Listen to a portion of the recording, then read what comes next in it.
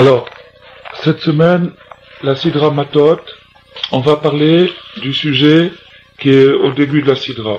Vaïdaber Moshe El Rocher à Matot. Moshe, il a dit au chef de chaque drapeau, chaque tribu, les venez Israël, des enfants d'Israël, les morts, pour dire Zé Adavar Asher Tziva Hashem. Voici la chose que Hashem a commandée. Ish ki yidor neder. Lorsqu'un homme fera un vœu, l'Hashem, pour Dieu, O Ishava Shevoua, ou bien il prêtera un serment, il fera un serment, les sort Issar al Nafsho, pour interdire quelque chose d'interdit pour lui-même. Lo Yachel Devaro, il ne devra pas profaner ses paroles. Kechol Ayotse Mipiv Yase, comme tout ce qui sort de sa bouche, il devra faire. Il devra accomplir tout ce qui sort de sa bouche. Ça, c'est les deux premiers psukim, les deux premiers versets de la Sidra. Alors maintenant, ce qu'on va faire, c'est qu'on va étudier sur le principe du neder, le principe de faire un vœu, et on va commencer en parlant, donc quand quelqu'un il a fait un vœu, quand quelqu'un il a fait un neder, il y a une possibilité donc qu'est-ce qu'il a fait quand il a fait un vœu? Il a transformé quelque chose qui était neutre, quelque chose où il n'y avait pas de mitzvah dessus, il n'y avait pas de commandement, il en a fait un commandement. Ou bien dans le sens actif, ou bien dans le sens passif. Par exemple, il peut faire un neder de faire une prière en plus qu'il n'a pas l'habitude de faire, donc ça c'est dans le sens actif, ou bien de donner plus de tzedaka qu'il en donne d'habitude, ça c'est dans le sens actif, ou de donner une certaine somme, ou de faire une certaine démarche, ou de faire une certaine chose qu'il fait pas d'habitude, et à laquelle il n'est pas obligé, il n'est pas astreint, ça c'est une chose. Ou bien dans le sens passif, de s'interdire une chose qui est permise. Et si une chose est permise, par exemple, on a le droit de boire de la limonade, il fait un neder, il fait un vœu qu'il veut plus boire de limonade. À ce moment-là, la limonade devient interdite pour lui comme quelque chose qui est pas cachère. Aussi grave que quelque chose qui est pas cachère. Et si c'est le contraire, si s'astreint à quelque chose, il fait un vœu de faire quelque chose, ça devient aussi obligatoire qu'une autre mitzvah de la Torah, par exemple, les tefilin, ou les tzitzit, ou toutes les autres mitzvahs de la Torah. Donc, cette section des nedarim, des vœux et des serments, elle est très très importante parce que elle dénote le kohar, le pouvoir qu'Hachem a laissé à l'homme réellement de créer de la Torah, de faire une nouvelle Torah. Mais bien sûr, il y a une condition, c'est que première condition, c'est que dans aucun cas la Torah qui crée ne peut contredire la Torah qu'on a reçue, c'est-à-dire qu'il ne peut pas faire un vœu de ne pas faire ce que Moshe Rabbeinu a dit, ou bien de s'interdire de faire ce que Moshe Rabbeinu a dit de faire, ça n'a aucun rapport, c'est seulement sur les choses qui ne sont pas marquées par la Torah. Et même par exemple, quand il fait un vœu, si quelqu'un il fait un vœu de mettre les tefilin, il a rien dit du tout, parce que ce vœu de mettre les tefilin, tout le peuple juif l'a fait au Mont Sinaï, puisque Nishba Veomed, au Mont Sinaï, tout le peuple juif a accepté la Torah sous forme d'un serment. Donc, il y a une deuxième condition, c'est d'être de faire très très très attention, parce que ce pouvoir de faire des vœux et de faire de la Torah, c'est un pouvoir qui est fort, mais qui est dangereux aussi. Avon Nedarim, Chas v'Shalom, la gravité de celui qui tient pas sa parole, elle est très très très grave, et il y a des choses qui sont dites pour les gens qui tiennent pas leur parole, qui sont terribles. Si bien qu'à la limite, il vaut mieux pas faire de vœux, plutôt que de faire, c'est sûr qu'il vaut mieux pas faire de vœux que de faire un vœu et ne pas le faire. Parce que faire un vœu et ne pas le faire, c'est très très grave. Ça encourt des choses terribles. Remarquez ce que ça encourt, c'est des choses vraiment terribles. Donc, il faut faire très très attention. Mais d'un autre côté, la Mishnah elle dit dans Pirkei Avot, Nedarim sayag la prishut, les vœux font une barrière pour la pureté.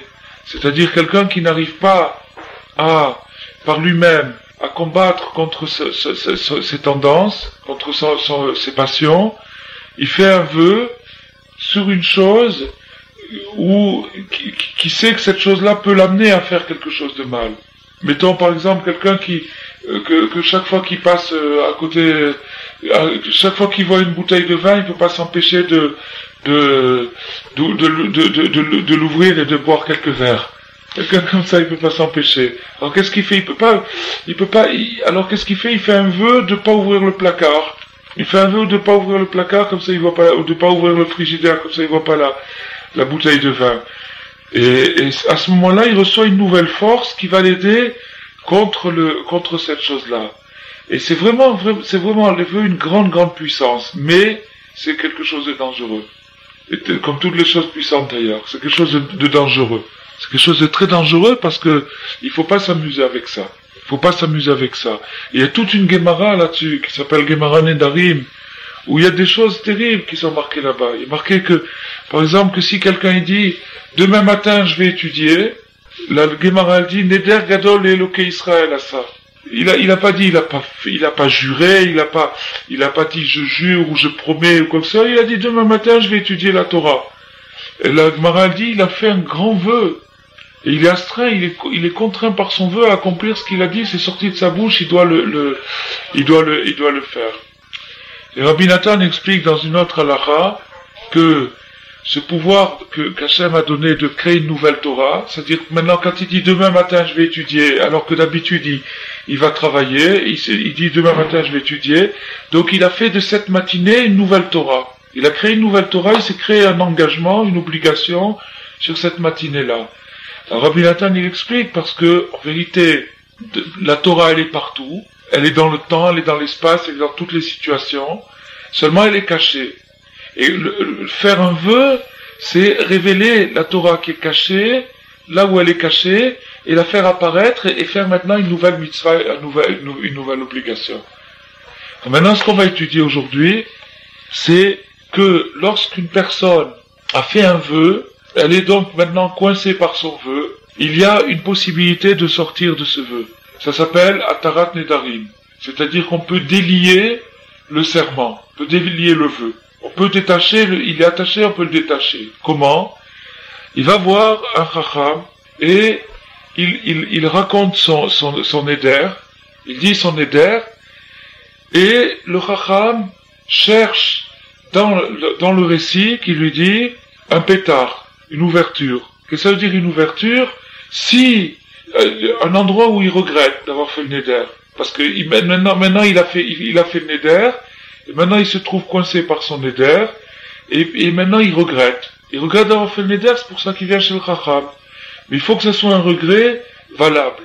Par exemple, il y a un cas qui est raconté à Gemara, il y avait quelqu'un qui avait fait un vœu, il avait fait un neder, et il est allé voir les chachamim pour délier son neder, délier son vœu.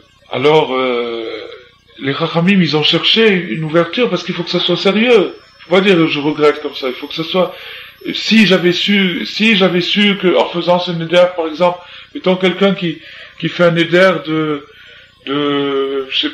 mettons quelqu'un qui fait un neder de plus boire de café le matin. Il veut plus parce qu'il trouve que ça l'excite trop, il veut plus boire de café le matin. Alors il fait son neder, il commence à plus boire de café. Et puis il se rend compte que toute la matinée, parce qu'il n'a pas bu de café, il dort complètement, il arrive pas à étudier et tout. Alors il va voir un chacham, il dit voilà, j'ai fait un neder de plus boire de café, mais voilà, maintenant quand j'étudie le matin, que j'ai pas bu mon café, je m'endors, je tombe sur mon sefer.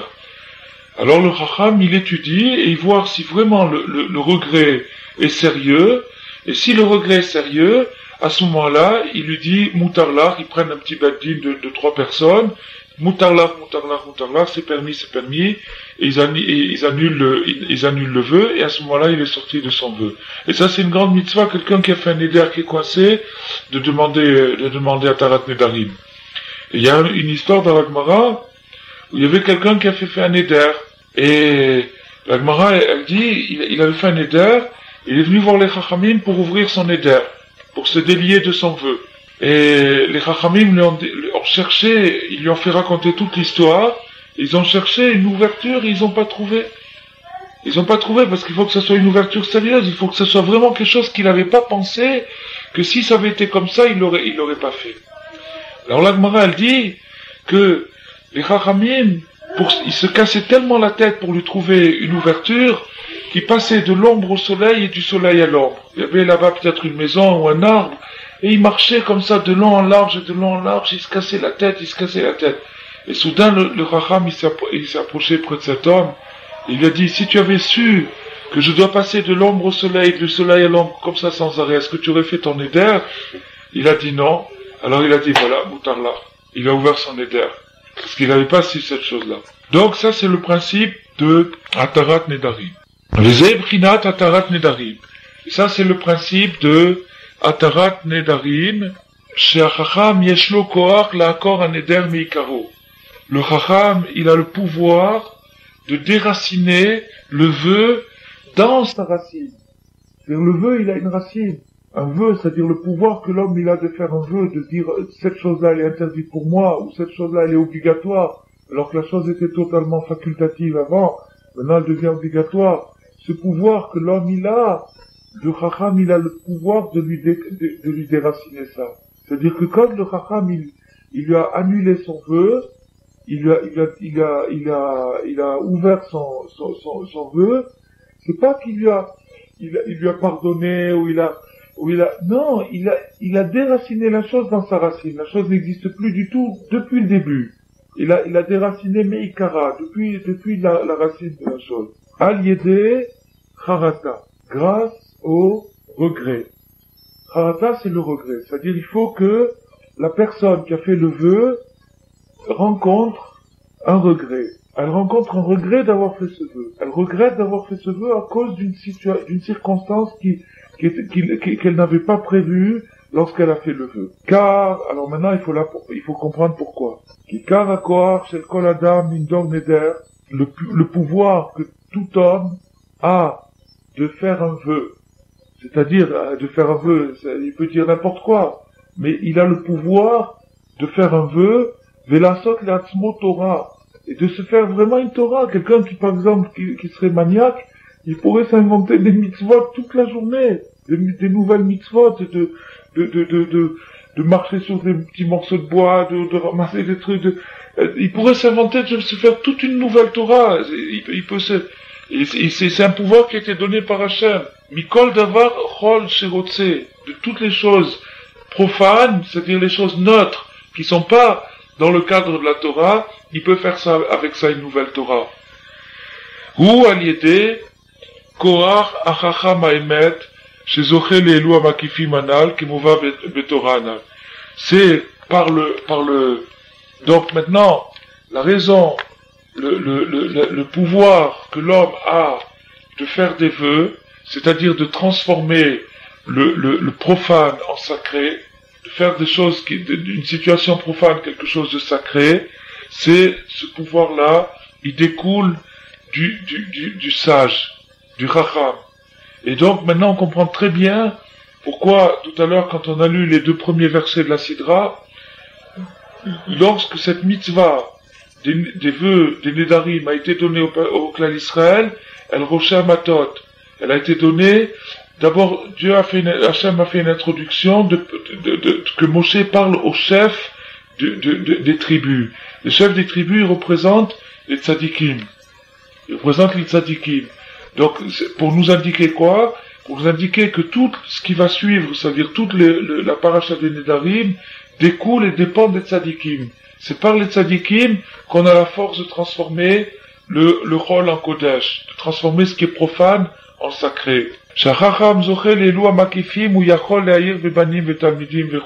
que le chacham qui arrive à se dépasser et à arriver, maintenant, bon, il y a dans ce qu'on comprend, ce qui s'appelle makif et pnimi, extérieur, intérieur.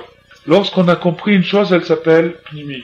Lorsqu'on a appris une chose, elle s'appelle pnimi, c'est-à-dire elle est intérieure. Et lorsqu'on n'a pas encore compris une chose, ça s'appelle makif, c'est-à-dire extérieur.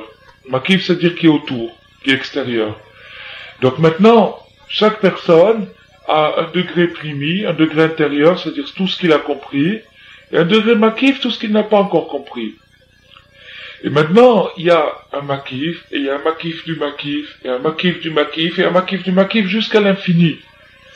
Mais, il y a une limite humaine, et la limite humaine, c'est le maximum qu'un homme peut aller, et peut intérioriser, rentrer en lui de compréhension. Ça s'appelle la limite humaine. C'est ce qu'on avait étudié à la Brit Mila du petit Ben Lolo. On avait étudié ce inyan-là, que la limite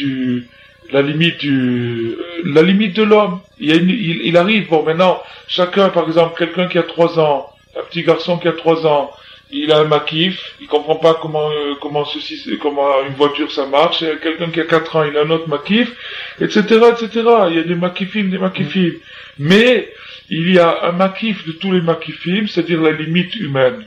La limite humaine, c'est-à-dire où le plus grand homme, avec la plus grande force et le maximum qu'un être humain dans ce monde peut aller, ça s'appelle la limite humaine. La limite, ça veut dire quoi? Ça veut dire qu'il a compris tout ce qu'il pouvait comprendre, maintenant il est arrivé à la limite. D'accord? Alors le Chacham de la génération, ça dit que la génération, lui, puisqu'il est le Chacham de la génération, ça veut dire quoi? Ça veut dire que lui, il a compris tout ce qui pouvait se comprendre de cette génération, et il est arrivé à la limite humaine. Et il est arrivé à la limite, c'est-à-dire qu'il est arrivé à comprendre le plus qu'on pouvait comprendre dans ce dor-là. Et quand il est arrivé là, il rencontre ce qui s'appelle des makifim. C'est-à-dire qu'il rencontre encore quelque chose qui est périphérique, qu'il comprend pas. Lui aussi, il a une limite. Mais ces makifim, cette chose qu'il comprend pas et que personne d'autre, bien sûr, dans sa génération comprend, il brille. C'est-à-dire que même qu'il ne comprend pas la chose, il y a quand même une ahara, c'est-à-dire un rayon qui perce et qui l'éclaire. Et Shachacham chez Zoché, les lois makifim, où Yachol, Leahir, Vebanim, Vetalmidim, quand il arrive à la limite et qu'il arrive à s'inspirer, à capter la lumière de ces makifim, c'est-à-dire de ce qui est au-dessus de toute la génération, alors celui-là, il arrive, ce Chacham, il arrive à éclairer ses enfants et ses élèves. Est-ce que le makif, le principal, tu veux dire, pour le Chacham de la génération, ouais. Est-ce que ça s'applique aussi au niveau de chacun? Et voilà, justement. Ça s'applique au niveau de chacun, et c'est ce qu'on va voir maintenant. Ça doit s'appliquer au niveau de chacun, et c'est ce qu'on va voir maintenant.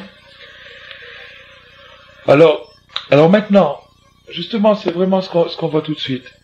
Maintenant, on met voir Besiman Samerchet. Dans un autre endroit de l'écouter Moran, c'est marqué, Shemdaber Gamkem Inyanze, Shatzadik Meir Bebanim Betalmidim Ara Kazot. Là-bas aussi, il y a marqué que le tzaddik, il fait briller dans ses enfants et dans ses élèves, la lumière des makifim que lui, il attrape. Et qui sont loin au-dessus de ce que la personne attrape elle-même par son étude personnelle.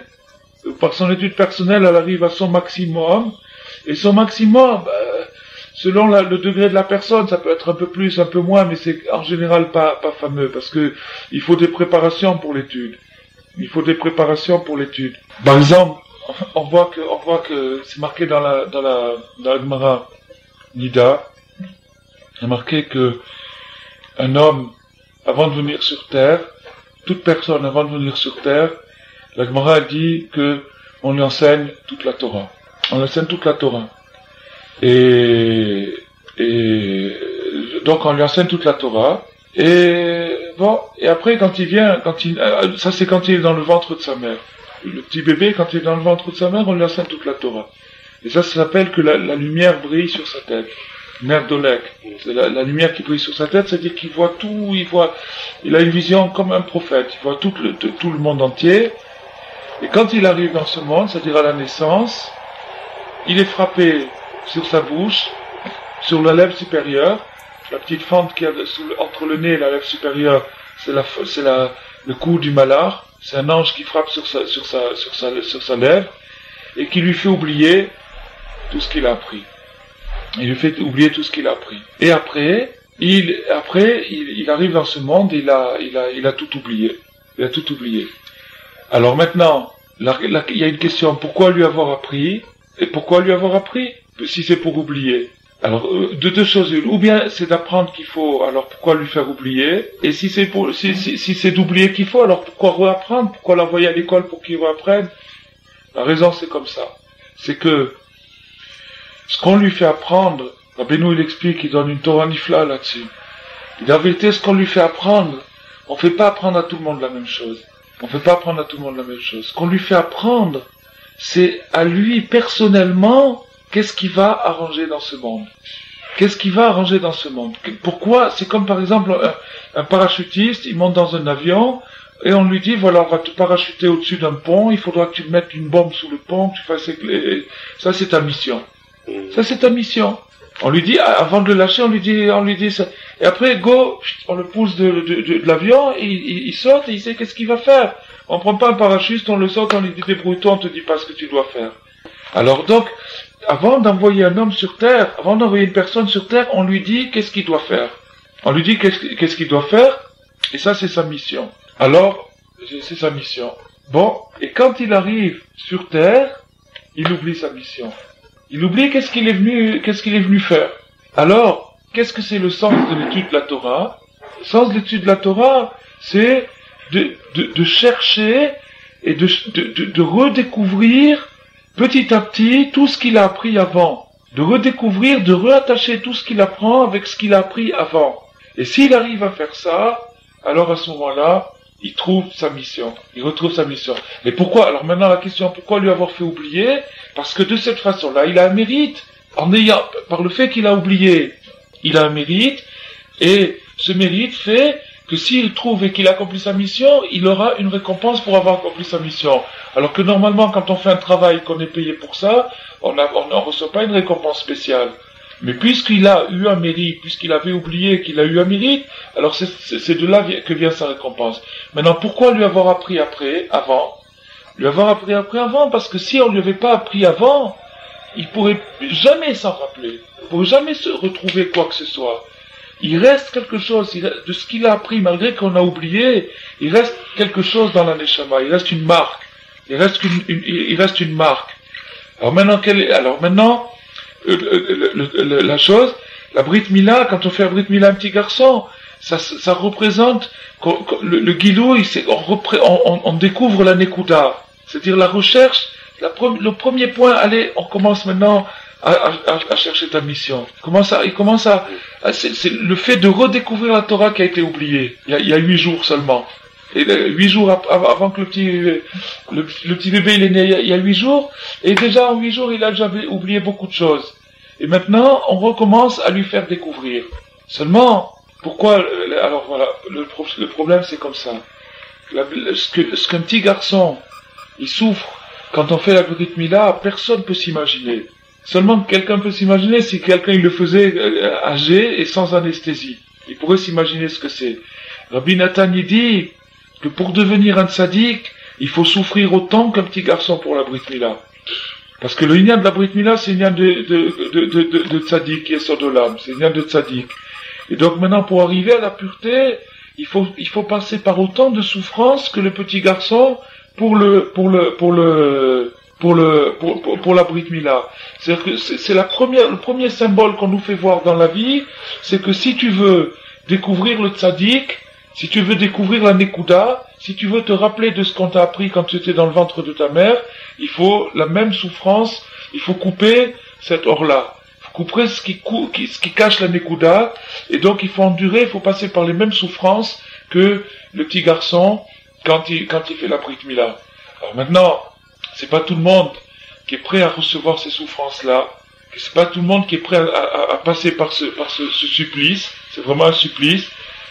Alors, puisque tout le monde n'y arrive pas, la réponse c'est quoi? Le tzaddik.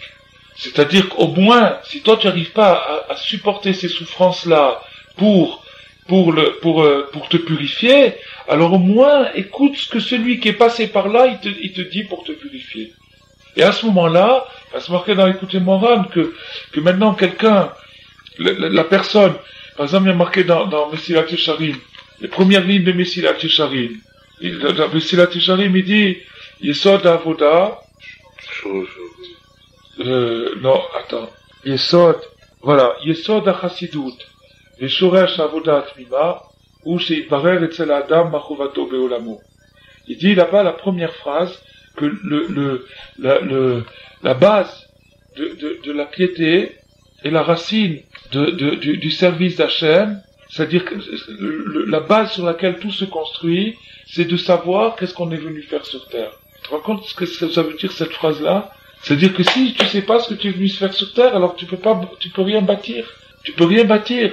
Mais maintenant, sur cette rova, cette obligation, ce devoir que la personne est venue faire sur terre, il y a d'une manière générale, c'est-à-dire chaque juif, il sait qu'il est venu pour faire la Torah et les mitzvot d'une manière générale, et d'une manière particulière, ce que chacun est venu pour réparer. Ce que chacun est venu pour réparer. Chacun est venu pour réparer quelque chose de spécial. Il y en a un, c'est pour la mitzvah de Mezouza, l'autre c'est pour ceci. À part le reste qu'il doit faire, il y a un point spécial qu'il doit réparer. Comment il peut le savoir? Alors le Rabbeinu, il dit dans l'écouté Moharam, il dit que le tzaddik, il va partout, et il ramasse les avédot. Les avédot, c'est-à-dire les choses perdues. Et Rabbeinu, il dit, aveda, la chose shikra. Les choses perdues, c'est-à-dire les choses oubliées. C'est-à-dire que tout ce que les gens ont oublié, qu'est-ce qu'ils ont oublié? Ils ont oublié qu'est-ce qu'ils sont venus faire là. Ils ont oublié qu'est-ce qu'ils sont venus faire sur terre. Alors, qu'est-ce qu'il fait le tzaddik? D'abord, le tzaddik, il ramasse toutes ses avédot à lui. Il ramasse tout ce qu'il a oublié lui-même. Et il arrive à la mémoire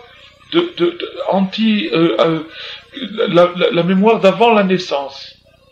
Il arrive à la mémoire d'avant la naissance. Des makifim.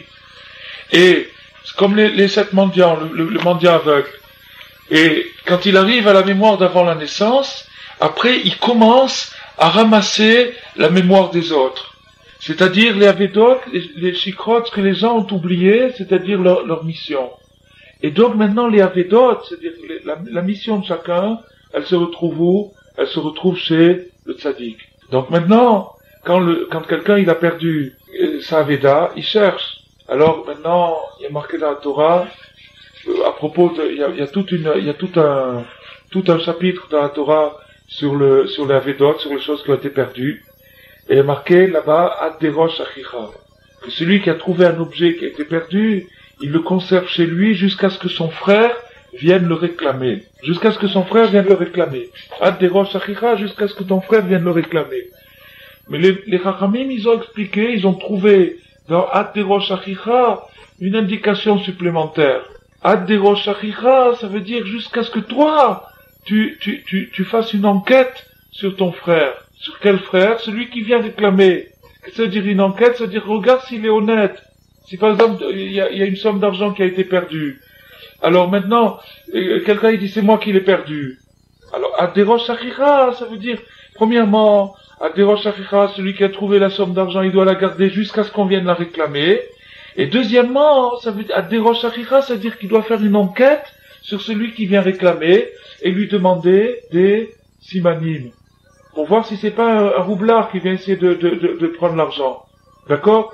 Alors, Rabbeinu, il dit là-bas dans l'écoute Moran, Ad derosh achicha, ça veut dire que maintenant, quand quelqu'un, il vient chez le tzaddik, c'est-à-dire il se rapproche du tzaddik, il apprend la Torah du tzaddik, il vient en vérité chercher sa réponse, sa mission, qu'est-ce qu'il est venu faire sur terre. Mais le tzaddik il fait Ad derosh achicha. Et il y a une période pendant le début de la Hitkarvut, le début que la personne se rapproche du tzaddik, où en vérité la personne elle est à l'épreuve. Elle est à l'épreuve. C'est-à-dire, la personne, elle croit qu'elle est en train d'éprouver le tzaddik. Elle croit qu'elle est en train de voir si ça lui plaît ce derrière ou pas. Mais en vérité, c'est le tzaddik qui est en train de l'éprouver. C'est le contraire. C'est le tzaddik qui est en train de voir si c'est un ramaï. Ad derosh achicha, il mourra ramaï, pour voir s'il est sincère ou pas. S'il est sincère, il lui donne sa réponse. Il lui donne son truc. Il lui donne son inyan. Il dit, toi tu vas t'occuper de ça, et toi tu vas t'occuper de ça, et toi tu vas... S'il est sincère, si le tzaddik il voit que le type il est sincère, il lui donne son inyan. Il lui donne sa réponse. Et ça, c'est le inyan, donc, de la shikra et Bon. Alors, maintenant, le tzaddik, il arrive à décrocher une lumière comme ça, et à la faire briller sur ses élèves et sur ses enfants, mais de quelle manière? Beofen shehen yahiru le'alan yoter vebneam vetalmidehem.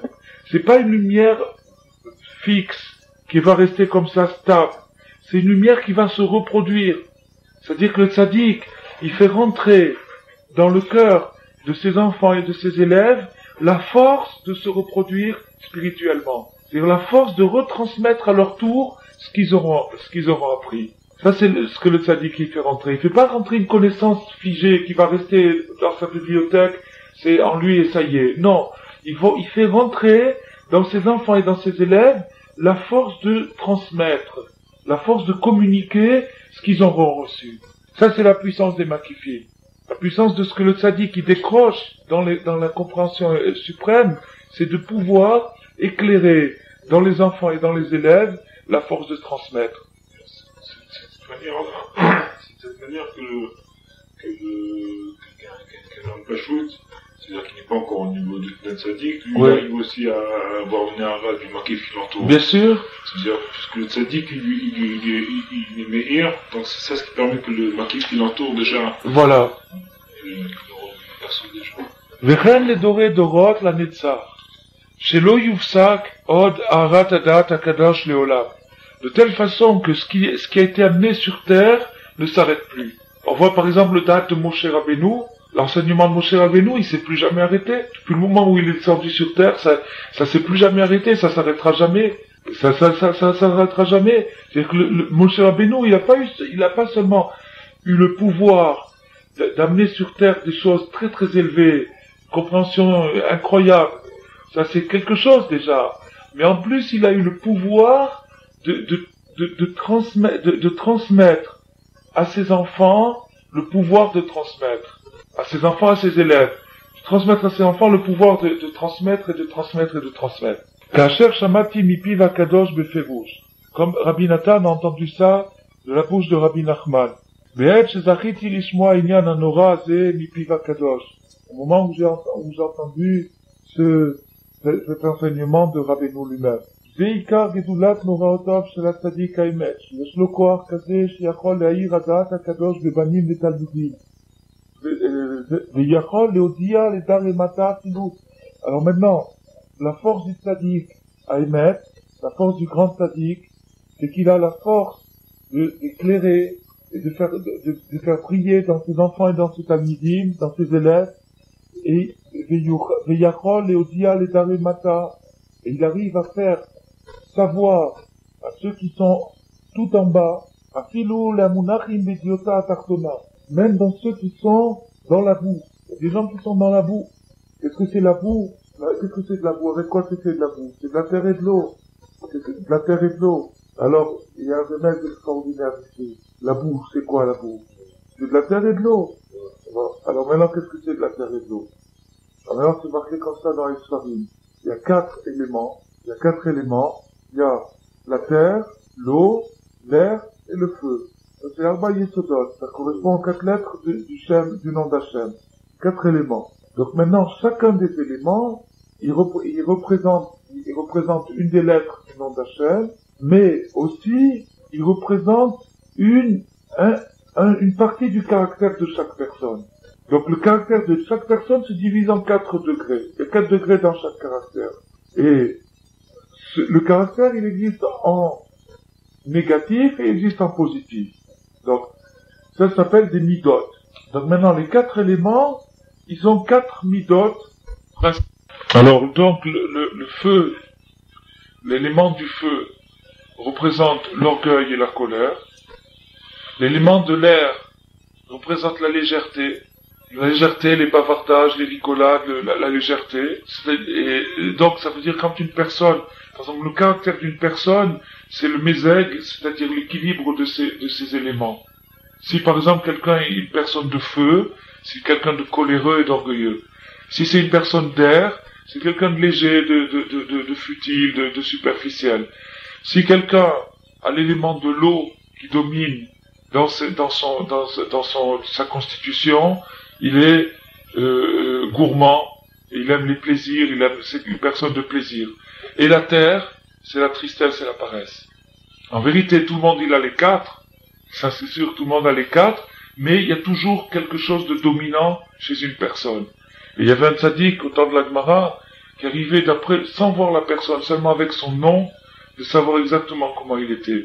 Parce que dans le nom, il y a chaque lettre, les lettres, l'alphabet se divise aussi en 4. Il y a des lettres de feu, des lettres d'air, des lettres d'eau et des lettres de terre. Donc maintenant, ces 4 groupes-là, ils ont un ordre. C'est-à-dire, il y a la première lettre de feu, la deuxième lettre de feu, la troisième lettre de feu. Donc maintenant, le nom, comment il est composé? Telle lettre, par exemple, la première lettre, c'est un shin. Alors, le shin, mettons que ce soit une lettre de feu. D'accord? Donc, le shin, c'est une lettre de feu, mais dans quel ordre, à quel degré? Mettons, c'est la 5e lettre de feu. Bon, alors 5 degrés pour le premier point. Après, amen, après, etc. Et avec ça, il avait le caractère exact de la personne. Le caractère exact de la personne. D'après son nom. C'est connu une chose, c'est que le nom n'est jamais donné, le nom est toujours donné min hashamayim, il n'est jamais donné par les gens. Les gens, ils croient qu'ils donnent le nom, mais en réalité, c'est Hachem qui donne le nom. Donc, quand le nom, il est donné à un enfant, ce nom, il est donné en fonction de son caractère exactement. Donc, un chacham qui connaît ce secret des lettres, il arrive à savoir exactement le caractère d'une personne. Maintenant, revenons à notre inyan. Donc, maintenant, l'eau, c'est le plaisir, et la terre, c'est la tristesse. Donc, qu'est-ce que ça veut dire tomber dans la boue? Tomber dans la boue, ça veut dire tomber dans un mélange de plaisir et de tristesse. Si on prend un mélange de plaisir et de tristesse, c'est-à-dire de plaisir et d'ennui, on obtient de la boue. Et quand on dit que les gens tombent dans la boue, c'est pas une image. C'est réellement, c'est au contraire, c'est la boue qui est une image. C'est-à-dire que c'est la boue qui indique un symbole de ce que c'est que la boue spirituelle. Tomber dans la boue spirituelle, ça veut dire tomber dans la ta'ava, dans le plaisir, et la tristesse. Et les deux vont ensemble, c'est-à-dire que le plaisir amène la tristesse, et la tristesse amène le plaisir, et le plaisir amène la tristesse, et les deux font un sable mouvant. Un sable mouvant, c'est-à-dire une boue qui aspire la personne vers le bas.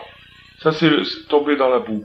Alors, quand quelqu'un, il est tombé dans la boue, il est dans les ennuis, c'est embêtant pour lui. Et qu'est-ce qu'il fait le tzaddik? Il arrive à faire pénétrer jusque dans la boue la plus basse, c'est-à-dire le sable mouvant, le degré le plus bas de sable mouvant, quand la personne elle est vraiment dans l'ennui et le plaisir, mais alors à fond, et les diota tartona, meod, les odiam qui Hachem ou Elohim, le faire savoir à des gens comme ça qui sont dans la boue, que Hachem, c'est Dieu. Qu'est-ce que ça veut dire Hachem, c'est Dieu? Ça veut dire que toutes les forces que ces gens rencontrent, et toutes les oppositions, et tout ce qui se passe autour d'eux, et dans leur vie, c'est la présence d'Hachem. Et qu'il n'y a pas une personne, même si elle est dans la boue, qui soit exclue de la présence d'Hachem. Que même la boue elle-même, c'est un habit, un revêtement pour la présence d'Hachem. Et que là-bas aussi, ils peuvent trouver des moyens de s'en sortir, dans la boue elle-même. Ils peuvent trouver des indications comment s'en sortir. L'Aïr Bahem Adat Akadosh Azeh, ou Leotiam Miavonot Alide Shemigale Lahem Kimelo Cholaretz Kevodo. Et le tzaddik, il arrive à nous faire sortir de nos péchés, il arrive à nous faire sortir de nos fautes, pas en nous tapant sur la tête, et pas en nous faisant de la morale, et pas en nous disant comment tu es sale, comment tu es répugnant, comment tu es dans ta boue, etc. Au contraire, en nous disant Kimelo Cholaretz Kevodo. Il nous dit que là où on se trouve, Hachem se trouve. Que là où il n'y a pas un endroit où une personne peut échapper ou être loin d'Hachem, ça n'existe pas. V'adayin Hachem imam ve'etzlam. Et Hachem, il est encore avec toi. Il est près de toi, il est avec toi, il est chez toi. Il est en toi. Ki en shum yush ba'olam klal. Parce qu'il n'y a pas de découragement, il n'y a pas de situation désespérée, il n'y a pas un endroit où une personne peut dire, ça y est, maintenant j'ai dépassé toutes les bornes, et je suis dans une boue où on peut plus en ressortir. Ça n'existe pas. Un choumiouf, il n'y a aucune forme de découragement qui existe, qui soit valable. Qui soit valable, c'est-à-dire qui puisse s'expliquer. Qui voit Batorana, ou Béchar Mekomot. Et l'odai, chez où Mekim, Meafar, Dal, Meashpot, Yarim, Evion. Et ça suffit pas que le sadique, il fait sortir de la poussière le pauvre et des poubelles il fait sortir le misérable. Evion, qu'est-ce que c'est Evion? Quelle est la différence entre Dal et Evion? Est-ce que Mekim, Meafar Dal, et Dal c'est un pauvre. Evion c'est aussi un pauvre. Quelle est la différence entre un pauvre et un pauvre? Il y a encore un Ni. Dal c'est un pauvre qui était riche une fois. Ni Daldel, c'est-à-dire c'est quelqu'un qui a fait faillite. Donc ça c'est une catégorie. Et lui, du moment que Dal, ça veut dire ça veut dire c'est quelqu'un qui a une irida. C'est-à-dire c'est quelqu'un qui a connu des meilleurs jours, qui a connu des progrès dans la Torah, mais il s'est cassé la figure, il est tombé, il s'appelle un Dal. Et lui, il est tombé dans le hafar, c'est-à-dire dans la tristesse. C'est découragé. C'est découragé. Ou Miashpot, Yarim, Evion, et le Evion, c'est un autre sorte de pauvre. Lui, il est tombé dans les poubelles. Et qu'est-ce que c'est que ce Evion? Evion, c'est la shon Ové. Ové, ça veut dire qu'il désire. Evion, c'est pas qu'il est pauvre, qu'il a pas de compte en banque. Il peut avoir 10 milliards sur son compte en banque, mais il en veut encore. Il en veut encore. Alors celui-là, c'est des poubelles qu'il faut le faire sortir. Parce que quelqu'un qui en veut encore, il mange des poubelles. Il mange tout ce qu'il y a dans son frigidaire, après il va manger ce qu'il y a dans la poubelle. Ça, c'est le Evion. C'est-à-dire, c'est quelqu'un qui est insatiable, qui a un appétit comme ça. Et le tzaddik, il arrive à le faire sortir de sa poubelle. Il arrive à le faire sortir de sa poubelle. Il le fait sortir de sa poubelle. Il donne la force de sortir de sa poubelle. Un Evion, c'est quelqu'un qui mange des immondices, des poubelles. Chez Mekim ou Merim, Anemurim, Ayerudim, Meod, Meafar ou Meashpot Mamash. Le tzaddik, il fait sortir des poubelles, il fait sortir de la poussière. Ou Mekitsu Meorerotam Bebrinat Akitsu Veranenu Shochne Afar. Il les réveille, et il leur dit, réveillez-vous, vous qui dormez dans la poussière. Ou Mechaye Otam, ou Mechazkam, Shelo Itiashu, Militzok, Le Hashem Ilbara. Il leur apprend, il les réveille, il leur apprend, il leur dit, vous aussi, vous devez prier. Vous aussi, vous devez crier. C'est pas parce que vous avez fait telle et telle faute il y a 5 minutes que vous devez pas prier. Mais Shumofen, jusqu'à ce qu'il arrive à en faire des balais de chouva, il arrive à en faire des mamash, des tzadikim. Il arrive à en faire des tzadikim par ce chemin-là, par ce moyen-là. Avgam ou noten baem koar kazé. Alors maintenant c'est pas suffisant. Il a fait des bons tzadikim, très bien. Il a fait un Mossad avec des tzadikim, il a fait très très bien. Non, c'est pas suffisant. Il leur donne en plus qu'ils a fait sortir de la poubelle et qu'ils a fait sortir de la boue et de la poussière. Koar kazé ou meir baem adat amiti ad sheyesh lahem koar leir adat gam beacherim. Le tzaddik, ce qu'il veut, c'est pas seulement les sauver eux, mais qu'eux, ils deviennent un maillon de la chaîne qui va sauver encore d'autres personnes. Il veut pas seulement qu'eux, ils se sauvent et ça y est, moi je suis sauvé, c'est fini, je ferme la porte, au revoir, je m'occupe plus de ce qu'il y a derrière moi. Il veut que celui-là qui a été sauvé, il devienne à son tour un sauveteur. Ça, c'est ce qu'il veut, le tzaddik. Et il donne ce pouvoir à celui qui s'attache à lui. Il donne ce pouvoir mamash. Il donne ce pouvoir.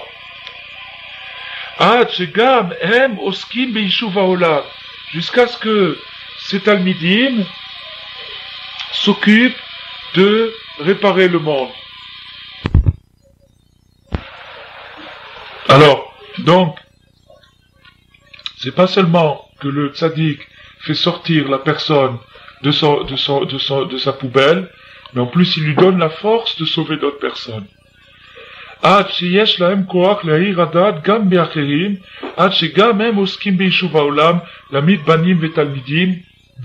faire, d'élever des enfants et des élèves. Et eux, à leur tour, ils vont faire sortir les gens de la boue, et ils vont leur faire tchouva. Ils leur font briller ce date. Et ça, c'est un principe perpétuel, de génération en génération pour toujours. Jusqu'à Mashiach, ça va continuer comme ça. Le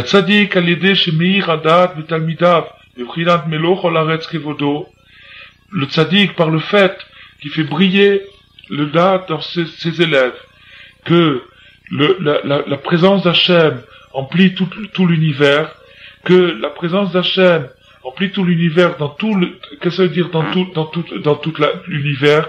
Afilu bemadrigot atachtonot meod meod, c'est-à-dire dans tout l'univers, c'est-à-dire même dans les situations les plus dégradées, même dans les degrés les plus bas. על ידי זה נעשה בחינת ומלוא את הארץ, ומילוא את הארץ. De cette façon, ils remplissent la terre, c'est-à-dire remplir la terre, ça signifie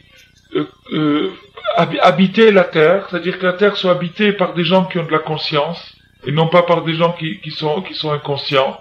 C'est-à-dire peupler la terre, ça veut dire peupler la terre de conscience, c'est-à-dire qu'il y ait sur la terre des gens conscients, qu'on dise, tiens, dans tel endroit il y a telle personne, c'est quelqu'un de conscient, quelqu'un de conscient, quelqu'un de conscient, de remplir la terre. Jusqu'à ce que, alors, donc lui donne la force à ses élèves de faire d'autres élèves à leur tour, et ainsi de suite les élèves d'autres élèves, et que les élèves fassent d'autres élèves, et une fois Rabbeinu, il a eu une conversation avec ses élèves, et il les a traités, il était très très fâché avec eux, il les a traités d'arbres morts. Il a dit, vous êtes des arbres morts. Etz yavesh. Qu'est-ce que ça veut dire un arbre mort? Ça veut dire un arbre qui donne pas des fruits. Un arbre qui donne pas de fruits. Parce qu'il a dit, al-shen atem molidim nefashot. Parce que vous créez pas des nouveaux élèves. Et ça, c'était le désir de Rabbeinu, qu'on crée des nouveaux élèves. Que chacun crée des nouveaux élèves.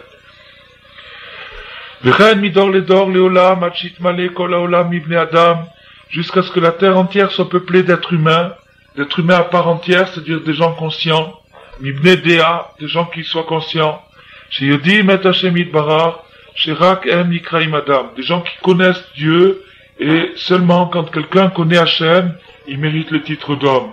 Tant qu'il connaît pas Hashem, c'est un inconscient, il a un corps d'homme, mais son esprit n'est pas un esprit humain. L'esprit humain, c'est la conscience d'Hashem, connaître Hashem. שזה עיקר יישוב העולם בחינות ומילואת הארץ וכנ"ל. כצדיק מאיר דעת אמיתי ונפלא כזה, עד שכל מי שזוכה לקבל הערה מדעתו, יש לו כוח להעיר יותר לחבריו ותלמידיו. כצדיק transmet un date tellement puissant que chacun a la possibilité de le transmettre à ses amis, à son entourage et à ses élèves. Et entre parenthèses, Rabbi Nathan, dans un autre endroit, il explique quelle est notre responsabilité. La responsabilité de qui? Est-ce qu'on a la responsabilité de faire faire tchouva tout le monde entier? Où commence la responsabilité, où elle s'arrête? La responsabilité, elle commence par le fait que chaque personne qui a quelque chose, il doit le transmettre. Il doit transmettre sa connaissance. Mais où est-ce qu'elle s'arrête? Rabbi Nathan, il dit, les élèves et les enfants. Les élèves et les enfants. C'est-à-dire, les personnes dont je suis responsable, c'est mes élèves et mes enfants. Ça, c'est ma responsabilité. Pas plus. Parce que des fois, on prend trop de responsabilités sur soi. On dit, c'est moi je dois changer le monde, je dois faire tchouva à tout le monde. La responsabilité que j'ai, c'est mes élèves et mes enfants. Qu'est-ce que c'est mes élèves? Les gens qui m'écoutent. Les gens qui m'écoutent, c'est mes élèves. Ça peut être un ami qui est un élève. Et Rabbeinu, dans cette Torah, il explique qu'est-ce que c'est un élève. C'est un chaver. Au moment où il t'écoute, il devient ton élève. Après, si c'est lui qui parle, tu deviens son élève. Donc ça, c'est ce qu'ils appellent les élèves. Les gens qui nous écoutent. Et les enfants, c'est les enfants qu'on a mis sur terre. Ça, c'est notre responsabilité. À eux, on doit tout donner. Afilu imu be'atzmo katan b'ma'ala me'od. Alors ça, c'est un chidouche nifla qu'il a donné Rabbeinu. Il y a beaucoup de gens qui disent, moi-même, je suis rien du tout, qu'est-ce que je vais aller faire tchouva aux autres? Moi-même, elle vaille déjà que je sorte moi-même de ma boue avant d'aller faire sortir. C'est pas vrai. C'est pas vrai. Rabbeinu, il dit d'abord dans les sirotes, il dit une chose très importante. Que maintenant, c'est plus facile de faire sortir quelqu'un que de sortir soi-même. Il dit, c'est plus facile de faire sortir quelqu'un de faire sortir soi-même. Une personne elle-même, elle sait pas comment se délivrer. Mais quand on voit un autre, on voit exactement comment il faudrait qu'il fasse tac, tac, tac pour sortir. Ça, c'est une sikha. Une deuxième sikha, Rabbeinu, il dit, quand quelqu'un, il n'arrive pas sur un point. Mais qu'au moins, il est d'accord il voudrait que l'autre y arrive. il n'est pas jaloux de l'autre. Il voudrait que l'autre y arrive. Alors, il aide l'autre à s'en sortir. Rabbeinu il dit, à la fin, lui aussi, il va y arriver. Alors que si, chas v'shalom, il se dit, puisque moi j'arrive pas, je veux que personne n'y arrive, ça c'est la pire des choses. Donc Rabbeinu il dit, même si quelqu'un n'y arrive pas lui-même, il doit vouloir au moins que l'autre y arrive. Il ne va pas se dire, puisque moi je suis en bas, je vais faire tomber tout le monde. Au contraire. Moi je suis en bas parce que j'y arrive pas, mais au moins je voudrais que quelqu'un d'autre y arrive. Et il y a des gens comme ça. Il y a des gens qui donnent pour les yeshivot. Ils disent, si moi j'arrive pas à étudier la Torah, au moins qu'une autre personne étudie la Torah. C'est quelque chose de merveilleux. C'est quelque chose de merveilleux. Il dit, c'est moi. Alors qu'il y a des gens, chas v'shalom, ils ont pas cette midal, ils disent, moi c'est puisque j'étudie pas, personne doit étudier. Et ça c'est pareil. C'est pas du tout, c'est pas parce qu'une personne est petite, ou parce qu'elle a un mauvais caractère, ou parce qu'elle est pourrie, ou parce qu'elle est dans la poubelle ou dans la boue, qu'elle doit se dire, je peux rien donner, je peux rien faire, pas du tout. Ça c'est nifla, c'est un ridouche atzum qui dit Rabbeinu ici. Ki dato sagva meod at shekol bnei adam gedolim vektanim yecholim lekabel et dato.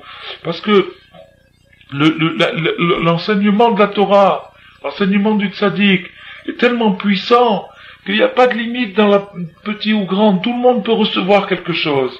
Il y avait à Ouman, il y avait dans la choule de Ouman, il y avait un type qui était un ignorant total, un amarette total. Il était pauvre, il avait une ceinture en paille tellement il était pauvre, un gartel en paille il avait, de la paille. Alors, et cet ignorant, il venait à chaque fois qu'il y avait la tfila, et chaque fois aux heures de prière, il venait, et il circulait, après la tfila, les gens, il y avait des groupes qui étudiaient et tout, et il circulait d'un groupe à l'autre, il comprenait rien du tout, il savait pas lire dans un livre. Et Rav Levitzrak, il l'a connu. Il a dit, quand il y avait un groupe qui parlait de Rabbeinu, sa tête, elle se mettait à briller comme un soleil. Il brillait comme un soleil. Et quand les gens, ils parlaient quand les gens, ils parlaient d'autre chose, ils discutaient comme ça, ils s'en allaient, ils n'étaient pas intéressés. Et ils comprenaient rien du tout. Mais ils comprenaient quand même. Ils comprenaient quand même. Et c'est ce qu'on a vu, sur le pirouge de Rabbeinu Yonah Girondi. Sur Pirkei Avot, un truc extraordinaire. Un truc extraordinaire. Il est marqué que toute personne dont les actions sont plus nombreuses que la sagesse, sa sagesse se maintient. Alors Rabbeinu Yonah, il pose la question, comment est-ce qu'on peut avoir plus d'actions que de sagesse, puisqu'il faut de la sagesse pour faire les actions. Donc il faut qu'il y ait au moins autant de sagesse que d'actions. Mais comment il peut avoir plus d'actions que de sagesse? Puisque la sagesse, c'est ce qui anime l'action. Donc il doit avoir au moins autant alors la Mishnah, elle dit, toute personne qui a plus d'action que de sagesse, sa sagesse, elle se maintient. Elle dit quelque chose d'extraordinaire. Il dit, si quelqu'un, il n'a pas la possibilité d'étudier beaucoup. Mais quand il prend le livre, il se dit dans son cœur, sincèrement, tout ce qui est marqué, je suis d'accord. Je reçois sur moi tout ce qui est marqué. Je veux faire tout ce qui est marqué là-dedans. Je sais pas qu'est-ce qui est marqué, mais tout ce qui est marqué, je suis. À ce moment-là, il dit, tout ce qui est dans le livre passe en lui. Tout ce qu'il y a dans le livre. Et c'est pour ça qu'on voit, et ça, on a parlé Shabbat de ce Inyan-là. Dans le Inyan de la Hitkashrut avec Rabbeinu, on le voit vraiment comme ça. Que tu as des gens qui à la minute où il décide Zéouzé, il dit c'est ça, tout de suite, tout le Likout et Moharan, il passe dans leur cœur. Pas Béférouche. C'est-à-dire, il peut pas, mais l'esprit, il est en eux. La sagesse, elle est en eux. Et donc, avec ça, ils peuvent avoir beaucoup d'actions alors qu'ils ont étudié un tout petit peu. À condition que ça soit sincère. Si vraiment ils se disent ça passe en eux. Alors, ils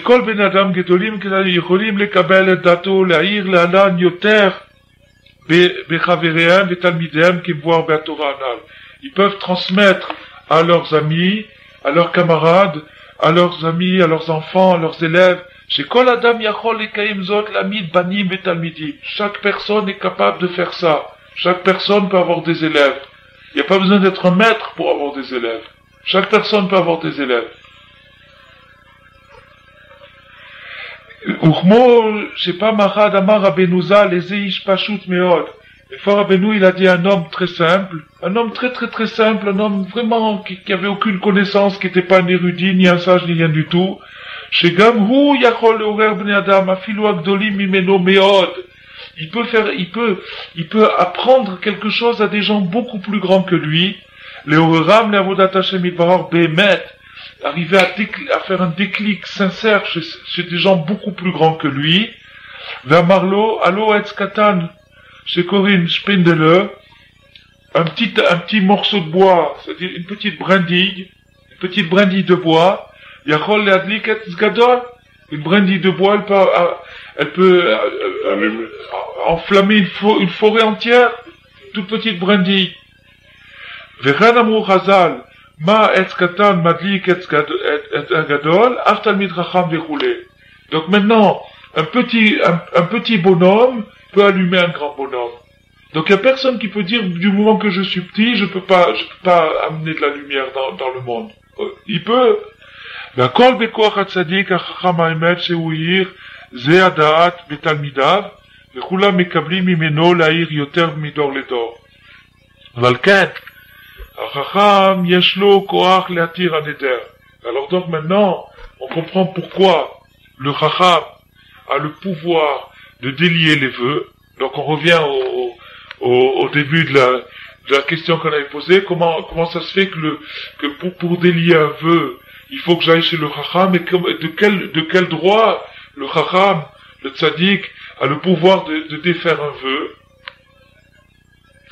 Qui, anedari même prinat matkifim, parce que le principe du neder, c'est un principe transcendant, c'est-à-dire un principe de makif qui est au-delà de la compréhension humaine, au-delà de tout ce qui peut se comprendre, parce qu'on comprend que Dieu donne une loi, mais on comprend pas comment l'homme peut faire la loi, bien que chez les goyim, dans les nations, c'est comme ça que ça se fait, c'est l'homme qui fait la loi, mais c'est pas c'est une loi provisoire, c'est-à-dire c'est une loi de convenance, un arrangement pour qu'il y ait de l'ordre dans la société, mais une loi vraie, c'est-à-dire une vraie loi, comment l'homme peut la faire?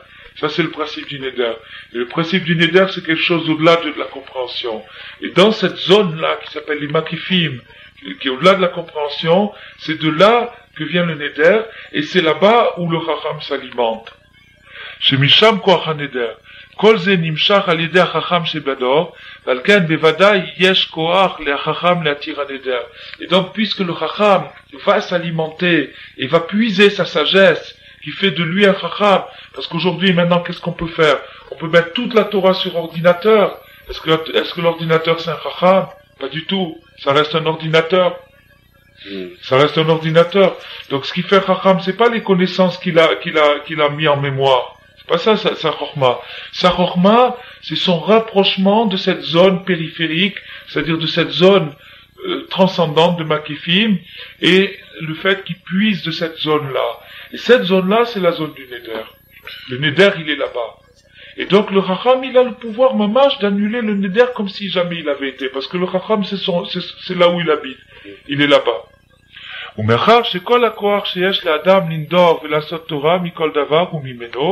Puisque c'est finalement, puisque le chacham, il habite là-bas, c'est son endroit, c'est là où le neder se trouve.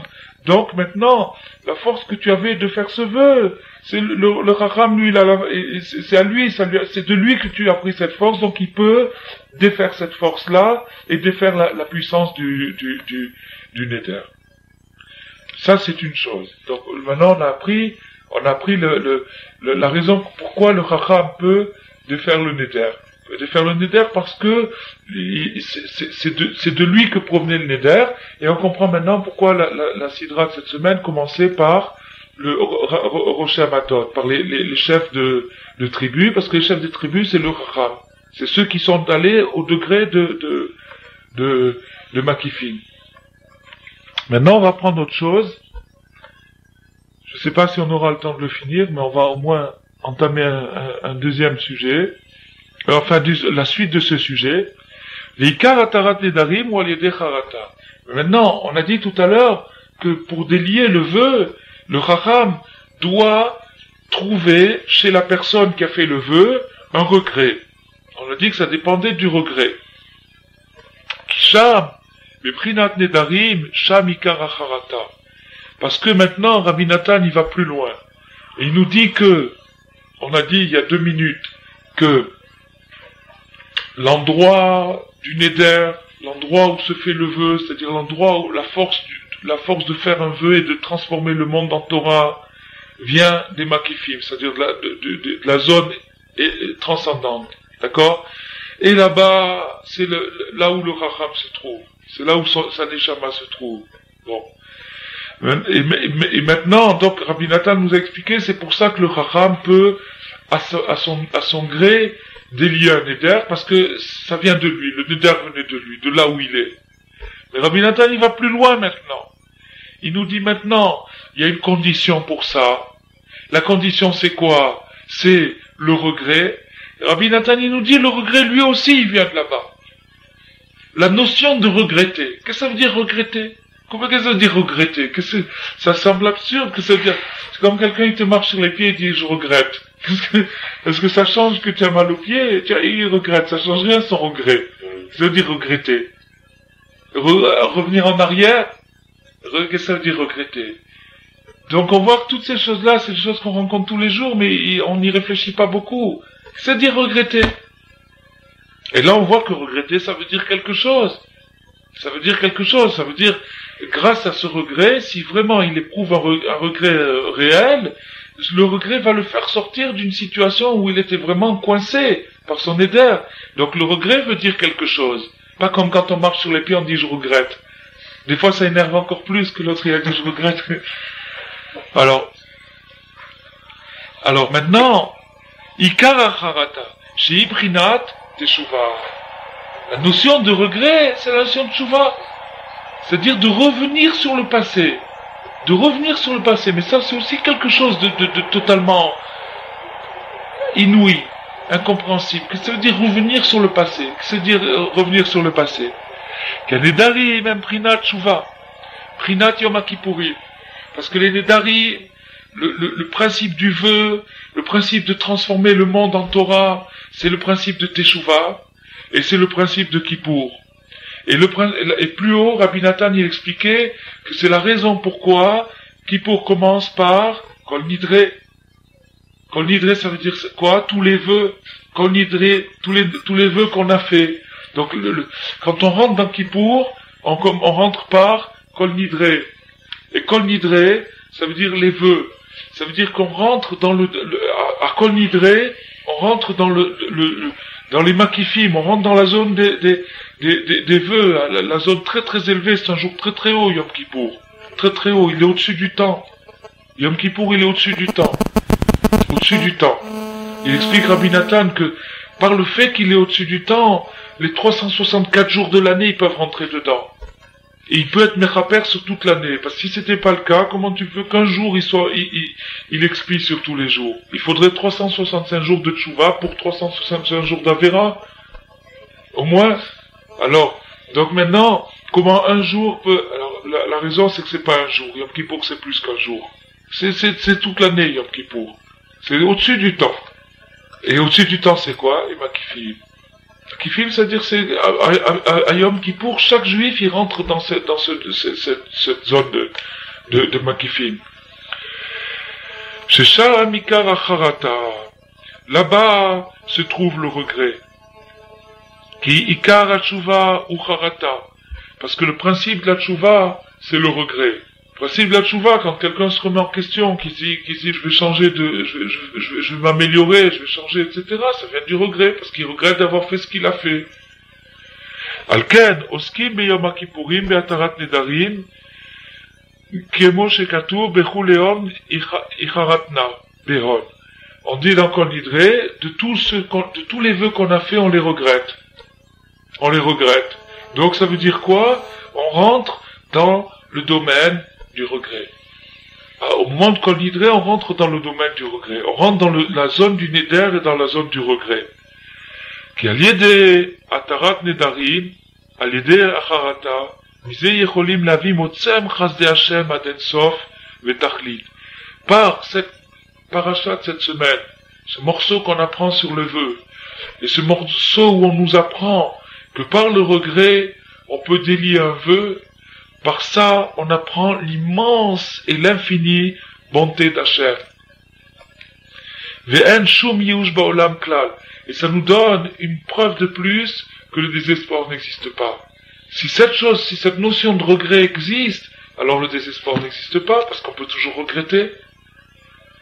Ki anedarim she'adam noder ve'oser al atzmo, eze davar, ze ubrinat gavoa meod, she'ole le makom aneder, she'ubrinat makifim.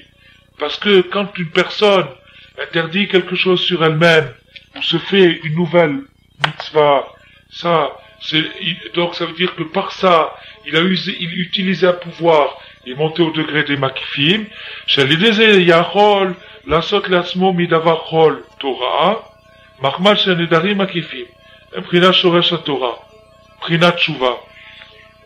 Parce que les nedarim et les makifim, cette zone-là, c'est justement la racine de la Torah. La Torah aussi, elle a une racine. La Torah, les mitzvot, de mettre les tefilines, de mettre une mezouza, de faire Shabbat, ça aussi une racine. La racine de la Torah et la racine des nedarim, c'est la même racine. C'est ces makifim. Prinat tshuva. Et ça, c'est la tshuva. La tshuva, c'est avant la Torah. Pourquoi la tshuva, c'est avant la Torah? Si la tshuva, c'était pas avant la Torah, il y aurait pas de vie possible. Si Hachem, il avait créé d'abord la Torah, et puis après la tshuva, dès que quelqu'un aurait désobéi à la Torah, il aurait été tué tout de suite. Le regret n'aurait pas existé, ça n'aurait pas été shayar. Il y a une loi, tu désobéis, tu es tué. Tu mérites pas ta vie. Alors que, au contraire, Hachem a d'abord créé un principe qui s'appelle la tshuva, et ensuite il a créé un deuxième principe qui s'appelle la Torah. Si bien que quand quelqu'un il désobéit à la Torah, il s'accroche à un principe plus haut que la Torah elle-même, qui est la tshuva. La tshuva, c'est un principe plus haut. Mais là, il y a quelque chose qu'il faut dire quand même, c'est que la Mishnah dans Yoma, c'est la Masechet de la tshuva, c'est la Masechet de Yom Kippour, c'est le traité de Yom Kippour. Il y a une Mishnah dans Yoma qui dit à Omer, Arti v'yom akipurim mechaper. Si une personne dit, je vais faire des péchés, et le jour de Kippour va me pardonner, un yom akipurim mechaper. Le jour de Kippour ne l'aide pas. C'est-à-dire tout ça, ça marche quand il n'y a pas un calcul au départ. Et si quelqu'un fait un calcul, alors ça marche plus. Et Rav Levi Yitzhak, il a dit, c'est la même chose. Toute la notion de courage, d'Itraskout, qu'on voit chez Rabbi Nathan.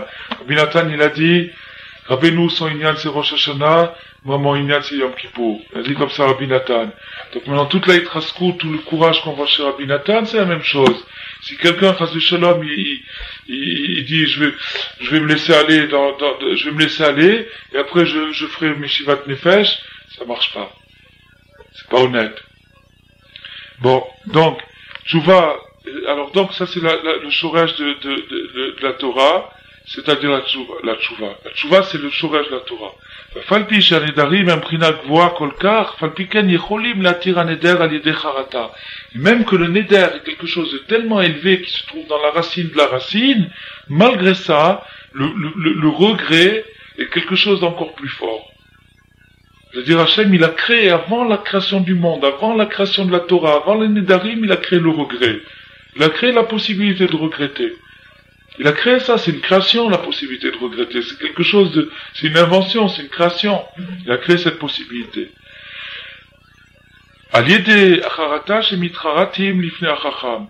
Kisham beprinat amakifim prinat tshuva, sham prinat tachlit hayediah asher lo neda. Parce que là-bas, dans ce degré tellement élevé, le Chacham, il arrive au sommet de la sagesse, qui est de ne pas savoir. Le sommet de la sagesse, c'est d'arriver à savoir qu'il sait pas. Ça, c'est le sommet de la sagesse. Tout le monde dit je sais pas, mais en vérité, il pense qu'il sait. Parce que le sommet de la sagesse, c'est de savoir qu'il sait pas. Il le sait vraiment, qu'il sait pas.